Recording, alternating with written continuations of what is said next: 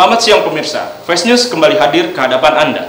Selama 30 menit ke depan, kami akan menghadirkan sejumlah rangkaian berita cepat terpercaya.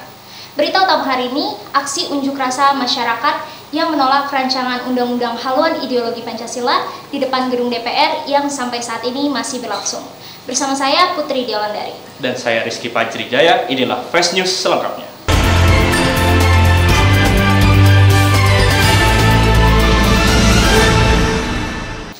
Kita awali berita siang hari ini. Pada Kamis 25 Juni, 94 pengungsi Rohingya terdampar di perairan Aceh Utara, tepatnya di Desa Lancok, yang berjarak sekitar 15 km dari kota Lok Sumawe.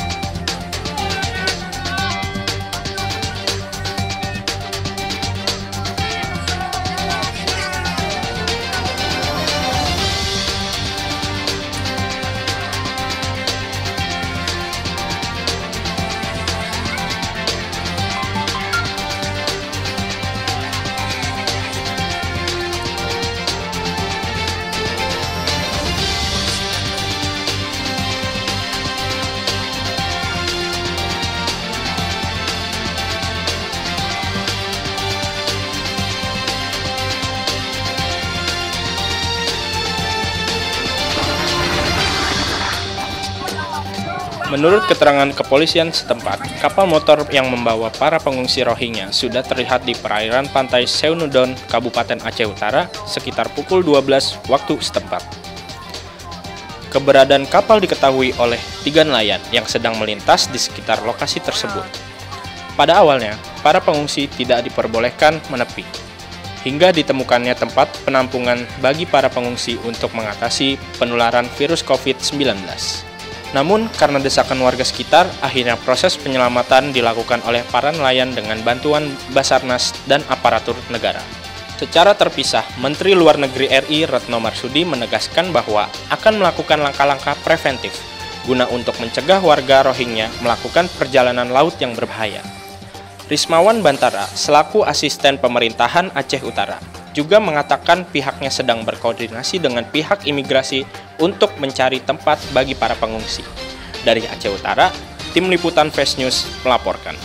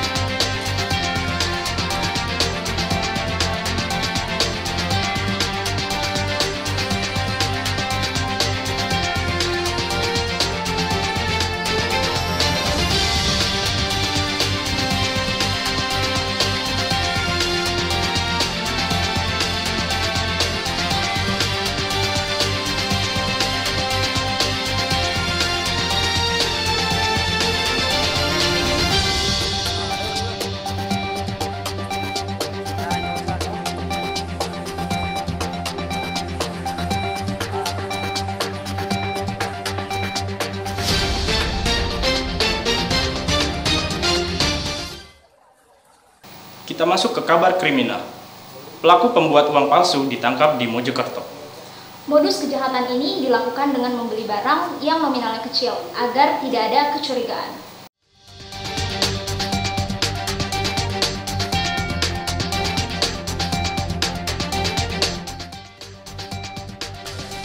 Seorang lelaki berinisial RD berumur 44 tahun, warga Kecamatan Bangsal, Kabupaten Mojokerto, harus berurusan dengan Satreskrim Polres Jombang akibat nekat mengedarkan uang palsu. Dari pengakuan pelaku, ia nekat membuat uang palsu dengan pecahan 50.000 dan 100.000 karena dia di PHK dari tempat ia bekerja. Pelaku ditangkap di Jalan Dr. Wahidin pada hari Selasa lalu sesaat setelah beraksi mengedarkan uang palsunya. Pelaku awalnya belajar membuat uang palsu dari di internet. Kemudian ia mencoba membuatnya menggunakan printer serta kertas HVS. Uang palsu tersebut digunakan untuk membeli pisau seharga Rp10.000. Karena merasa curiga, pedagang pisau memeriksa uang tersebut, dan ternyata uang yang digunakan RD palsu. Beruntung saat itu ada anggota Satreskrim.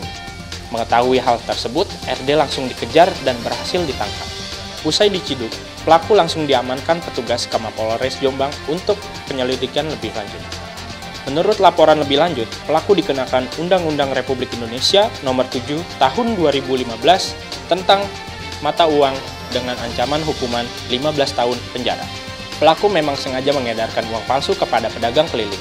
Hal ini dilakukan untuk menghilangkan kecurigaan korban, sehingga aksinya luput dari laporan warga. Ada orang yang akan mengedarkan uang palsu. Ternyata tepatnya di salah satu jalan di kota Jombang ini, dia ini pelaku sedang membeli pisau yang seharga 10.000. Nah, dia membeli dengan uang yang senilai pecahan 100 ribu. Yang selanjutnya dilakukan oleh penangkapan. Cara membuat uang ini belajar dari mana? Dari YouTube, Pak. Seperti apa? Seperti ya saya ngelihat biasa gitu aja, ngopi-ngopi gitu. Terus saya nyoba, saya ambil print yang ini tadinya print bekas-bekas gitu. Terus saya bersihkan, baru saya nyoba bikin gitu. Karena saya nge-print itu baru pertama kali. Hari Senin, hari Selasa saya coba jalan.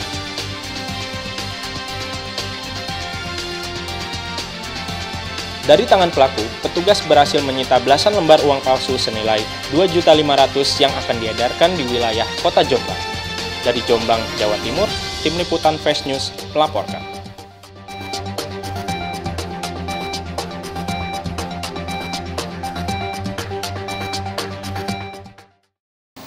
Ada berbagai upaya yang dilakukan oleh pengusaha untuk menghadapi tatanan norma baru di masa COVID-19 saat ini.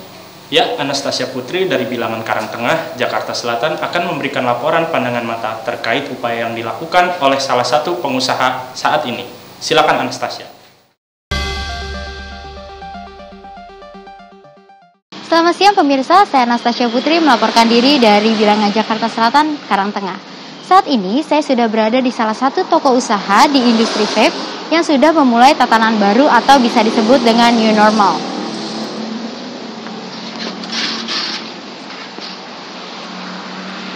Bisa kita lihat di sini pelaku usaha sudah memberikan mika sebagai sekat pembatas antara penjual dan juga pembeli. Di sini juga sudah disediakan hand sanitizer bagi pengunjung yang memasuki area toko ini. Selain itu, di sini juga diterapkan peraturan yaitu pembeli harus melakukan social distancing atau pembatasan jarak aman. Dianjurkan juga untuk para pembeli yang ingin bertransaksi untuk melakukan pembayaran secara non-tunai atau cashless. Dan bagi pengunjung yang ingin bersantai sejenak dulu, di sini juga sudah disediakan area yang diberikan tempat duduk yang sudah disekat oleh mika pembatas. Hal ini tentunya untuk menjaga kenyamanan dan keselamatan para pengunjung dari pandemi COVID-19. Sekian laporan dari saya. Anastasia Putri undur diri, kembali ke studio.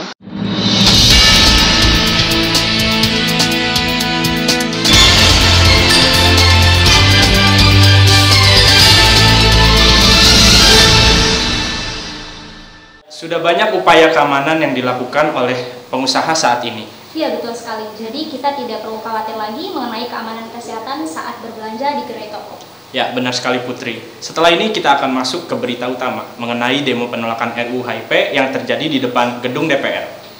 Berita selengkapnya akan kami laporkan usai jeda berikut. Tetaplah bersama kami.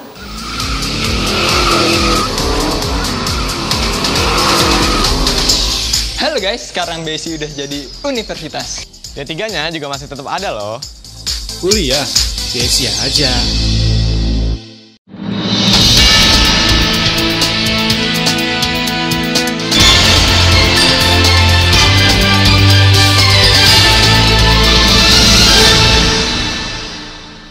Kita masuk ke berita utama hari ini. Pemirsa, Front Pembela Islam FPI dan sejumlah ormas yang tergabung dalam Aliansi Nasional Anti Komunis melakukan demonstrasi. Aksi demonstrasi dilakukan di depan gedung DPR MPR RI Rabu 24 Mei lalu. dinilai mengandung syarat dan berbau komunisme, Front Pembela Islam atau FPI dan sejumlah ormas seperti Gerakan Nasional Pengawal Fatwa atau GNPF, ulama serta alumni 212 mendesak pemerintah dan DPR RI untuk mencabut pembahasan rancangan Undang-Undang Haluan Ideologi Pancasila atau RUU HIP. Dalam kegiatan demonstrasi tersebut, mereka meminta agar RUU HIP ditarik dari program legislasi nasional, serta beberapa poin penting terkait salah satunya mendesak aparat penegak hukum untuk mengusut tuntas inisiator RUU HIP sebagai pihak yang berupaya mengubah Pancasila dan Undang-Undang Dasar sebagai dasar negara. Beberapa perwakilan pengunjuk rasa diterima oleh pihak DPR RI untuk berdiskusi secara mendalam. Terlebih dahulu tentu Bapak Ibu lebih kita utamakan. Begitu kira-kira. Tapi pernah kami buat bersama-sama dengan beberapa ormas yang kemarin di Hotel Sofyan, dan kami telah sampaikan, kita bacakan dan telah kami sampaikan ada 8 poin yang kami sampaikan tadi semua. Ada intinya, pokoknya adalah menghentikan pembahasan RUU HIP ini. Itu satu. Bukan hanya sekedar menunda. Dan alhamdulillah pada akhir pembicaraan para wakil DPR menyatakan akan berjanji akan menghentikan pembahasan itu walaupun dengan mekanisme yang ada, karena sekarang ada di pemerintah. Nah, lucunya beberapa hari lalu pemerintah menyatakan ada di DPR. Nanti kalau sudah masuk ke pemerintah akan menunda. Jadi masih momen kucing-kucingan. Insya Allah kami sudah melek, kami sudah tahu semua, dan kami sudah tahu siapa inisiatornya. Insya Allah kami. Dalam pertemuan tersebut didapatkan beberapa poin kesepakatan, di mana DPR berjanji akan mencari inisiator RUU HIP serta akan melakukan penyetopan dengan tetap mengikuti mekanisme perundang-undangan. Selain itu, DPR akan mencari tahu apakah ada surat yang dikeluarkan Presiden sebagai informasi awal dibentuknya rancangan Undang-Undang Haluan Ideologi Pancasila. Dari Gedung DPR RI, Tim Liputan Flash News melaporkan. Berjanji berkomitmen untuk mencari dan menelusuri dan memproses oknum yang mengusul dan membawa pemikiran ini, rancangan undang-undang ini, dengan proses mekanisme yang ada di DPR.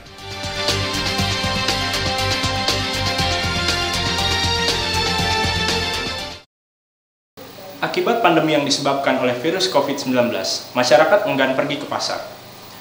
Selain itu, pemberlakuan pembatasan sosial berskala besar cukup berpengaruh terhadap jumlah pembeli. Banyak pedagang yang mengeluhkan omset yang terus menurun selama masa pandemi. Sekarang sudah ada reporter kami, Muhammad Fabel, yang akan melaporkan langsung dari Pasar Pondok Labu, Jakarta Selatan. Silakan Fabel. Terima kasih rekan studio, selamat siang pemirsa. Sekarang saya sedang berada di Pasar Pondok Labu, Jakarta Selatan, tepatnya di Jalan Fatmawati Raya. Telah kita ketahui bersama, sebelumnya seluruh pasar di Jakarta ditutup karena aturan pembatasan sosial berskala besar karena pandemi COVID-19 yang melanda Indonesia. Pedagang di pasar ini terus mengeluh karena pendapatan yang terus menurun dan ekonomi pedagang yang semakin melemah. Pedagang juga bingung karena kurangnya bantuan dari pemerintah setempat yang tak kunjung bantuan sampai saat detik ini. Sekarang saya sudah bersama salah satu pedagang di Pasar Pondok Labu. Di samping saya ada Bapak Yanto. Selamat siang Bapak Yanto. Ya. Bapak Yanto, apa yang membuat Bapak untuk memutuskan tetap bekerja di luar rumah? Ya, pedagang ya, jadi pendapatnya juga harian. Bagaimana Bapak selama pandemi ini? Apakah penghasilan Bapak menurun drastis omsetnya? Ya, drastis selama masa pandemi. Apa dari pemerintah sekitar sudah ada bantuan? Untuk saat ini belum ada sih pembantuan apapun. Ya, sekian Pak yang saya tanyakan, sekian informasi yang dapat saya sampaikan. Saya Fabel dan tim melaporkan kembali ke studio.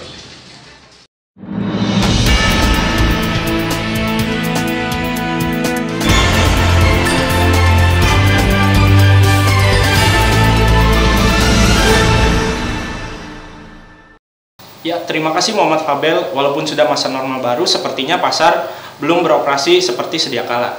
Iya, benar sekali. Biasanya pasar ramai dengan pembeli yang melakukan transaksi dengan pedagang. Namun saat ini keadaan terlihat lebih sepi. Kita berharap saja ya, semoga kedepannya akan kembali seperti sedia kala.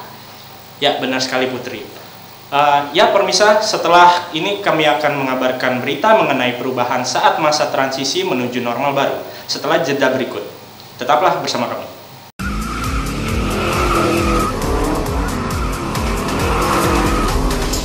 Halo guys, sekarang BSI udah jadi universitas. D3-nya juga masih tetap ada loh. Kuliah, BSI aja.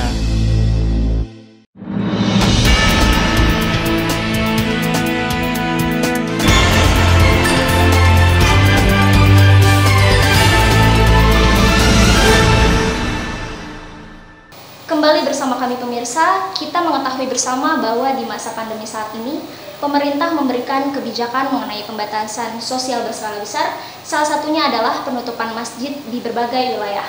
Setelah pemerintah menyatakan masa transisi menuju normal baru, terlihat banyak masjid yang mulai dibuka kembali. Sudah ada reporter kami, Rifki Rian, melaporkan langsung dari Masjid Jami At-Taqwa, Jakarta Selatan. Silahkan Rifki. Terima kasih rekan studio, selamat siang pemirsa. Sekarang saya sedang berada di Jalan Raya Haji Bin Pondok Labu, Jakarta Selatan, tepatnya di depan Masjid Jami At-Taqwa. Setelah kita ketahui bersama bahwa seluruh masjid di DKI Jakarta telah ditutup karena mengikuti aturan pembatasan sosial berskala besar yang dikarenakan pandemi COVID-19 di Indonesia. Ini sekarang masjid telah dibuka kembali dan banyak sekali jamaah yang mengikuti sholat Jumat dengan tetap mengikuti aturan bercuci tangan, memakai masker, dan tembak suhu. Banyaknya jamaah yang mengikuti sholat Jumat dan tempat yang tidak memadai. Jalan dari sepanjang Pondok Labu menuju Karangtengah ditutup dan dialihkan. Dan sekarang saya sudah bersama dengan salah satu pengurus masjid Jami At-Taqwa. Selamat siang Pak Nurdin, selamat siang. Bagaimana tanggapan Bapak dengan dibukanya masjid ini? Kita dari pemerintah sudah diperbolehkan karena dalam masa PSBB ini kita diwajibkan untuk memakai masker sebelum sholat dan pemeriksaan. Sudah didukung oleh pemerintahan. Apa yang perlu disiapkan untuk pelaksanaan ibadah sholat Jumat pada hari ini? Dalam pandemik ini pertama kita kebersihan ya, kebersihan di seluruh masjid. Setelah itu orang yang sholat di masjid ini akan diperiksa suhunya. Sebelum suhunya diperiksa, habis itu diwajibkan jaga jarak sampai 1 meter lebih. Iya. Terus harapan Bapak ke depannya buat Indonesia apa Pak? Harapan saya buat Islam di Indonesia itu dalam pandemi ini akan lebih baik lagi dan mengikuti PSBB dan mengikuti kewajiban pemerintah mencegah corona. Iya Bapak, ya? Iya, sama-sama. Sekian informasi dari saya Rifki. Berita selanjutnya, saat ini sudah terjadi perubahan kondisi jalan di wilayah Jakarta. Terlihat kondisi kemacetan di wilayah Jakarta saat penerapan masa normal baru atau new normal. Pada awal masa penerapan sosial berskala besar, terlihat kondisi lalu lintas di wilayah Jakarta lancar dan jarang dilewati kendaraan, serta sedikitnya jumlah transportasi umum. Namun setelah masa transisi menuju normal baru, pemerintah berencana akan melakukan 5 tahapan dalam kebijakan kenormalan baru, yakni mulai dari pembukaan sektor bisnis dan industri, pasar dan mal, sekolah dan tempat kebudayaan, restoran dan tempat ibadah, hingga beroperasinya seluruh kegiatan ekonomi secara normal. Untuk pekerja kantor serta ojek online sudah dapat bekerja seperti sedia kala. Hal ini menyebabkan kondisi lalu lintas kembali padat. Pemerintah menghimbau agar pengendara berhati-hati dalam berkendara serta tetap menerapkan protokol kesehatan dalam upaya mencegah penyebaran COVID-19. Dari Jakarta, tim liputan Fast News melaporkan.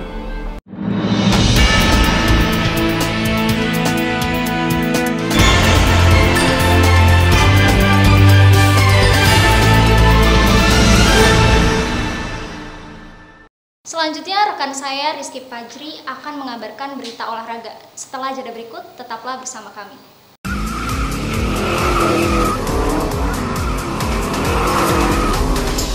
Halo guys, sekarang BSI udah jadi universitas. D3-nya juga masih tetap ada loh. Kuliah, sia-sia aja.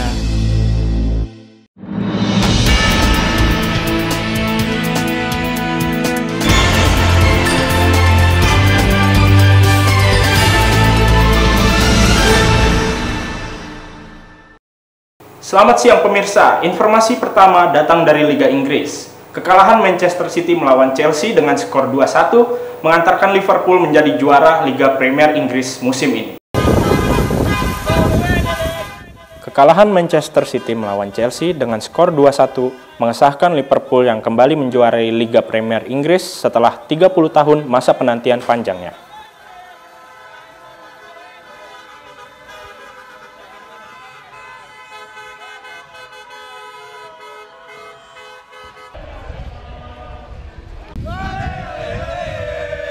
Jurgen Klopp, pelatih Liverpool, mengatakan kebanggaannya atas semua usaha dan kerja keras yang dilakukan oleh para pemain.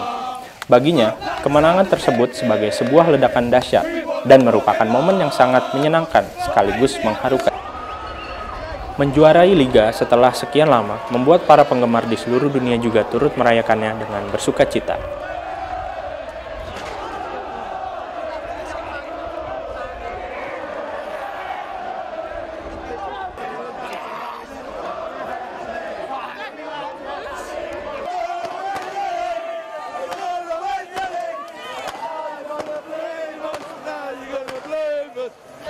Para pemain Liverpool yang saat itu juga sudah berkumpul menyaksikan pertandingan Chelsea versus Manchester City merayakan gelar pertama mereka dengan meriah. Ya, selanjutnya pada hari Minggu 28 Juni telah dilakukan undian semifinal Piala FA dan hasilnya Manchester United melawan Chelsea. Sementara Arsenal akan berhadapan dengan Manchester City.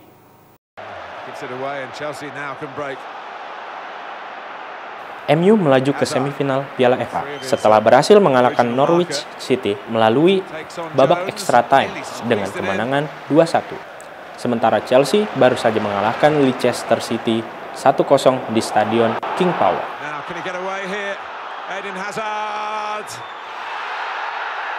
Arsenal berhasil masuk ke semifinal dengan menaklukkan Sheffield United dengan skor 2-1.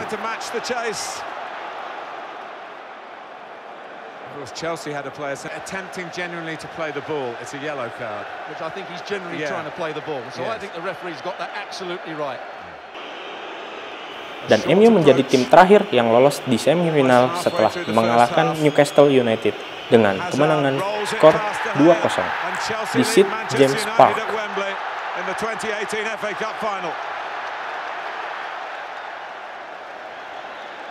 Easily rolled down one side of the goal. Not much of a run up. De Gea makes his mind up. He just passes it into the other side. Chelsea, I think. Berikutnya, Stadion Utama Pagelaran Olimpiade 2020 telah selesai dibangun. Stadion utama yang berkapasitas 60.000 penonton kini siap digunakan sebagai tempat perhelatan akbar Olimpiade Tokyo 2020 mendatang. 2020 Olympic Games. Pembangunan Stadion Utama Olimpiade Tokyo 2020 dengan kapasitas 20.000 penonton telah rampung pada awal bulan Oktober tahun lalu. Stadion ini resmi diserahkan kepada Dewan Olahraga Jepang pada akhir Desember tahun lalu. Pembangunan stadion menelan biaya lebih dari 1,25 miliar dolar Amerika Serikat atau setara dengan 1,7 triliun rupiah.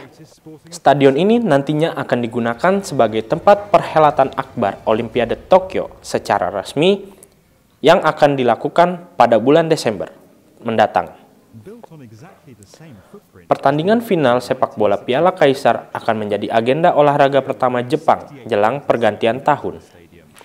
Toshiro Muto, selaku CEO Olimpiade Tokyo 2020, mengatakan bahwa pihaknya akan senang dengan rampungnya proses pembangunan stadion, setelah sebelumnya sempat merubah desain utama karena biayanya yang sangat besar.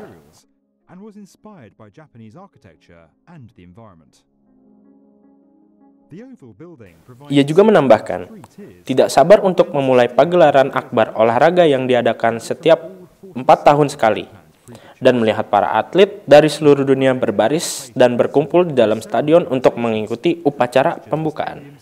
Dan pemirsa, informasi tersebut sekaligus menutup perjumpaan kita dalam program Fast News hari ini. Tetap saksikan Fast News setiap hari pukul 12 waktu Indonesia Barat. Saya Rizky Fajrijaya. Dan saya Putri Diolandari, mewakili seluruh kerabat kerja yang bertugas, pamit undur diri. Terima kasih dan selamat siang.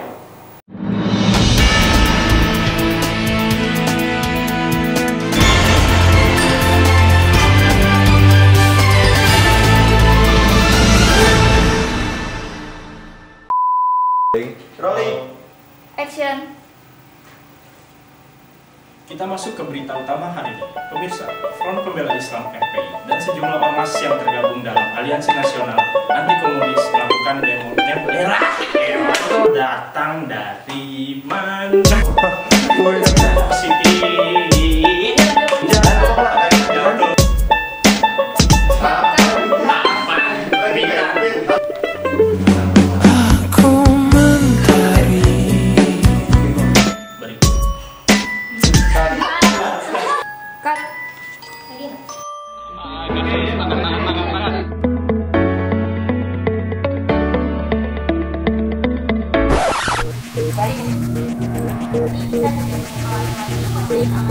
Nih bang, BTS nih bang ya. Oh BTS, oke. Ya, mantap biar kelihatan juga ya. Iyalah, jelas. Ini lagi ngedit nih bang. Proses ngedit nih bang. Iya ini mata sampai pegel nih mata aja Allah. Editor sendiri bang. Mungkin ini suaranya. Tapi ada Widya Gika yang Wih.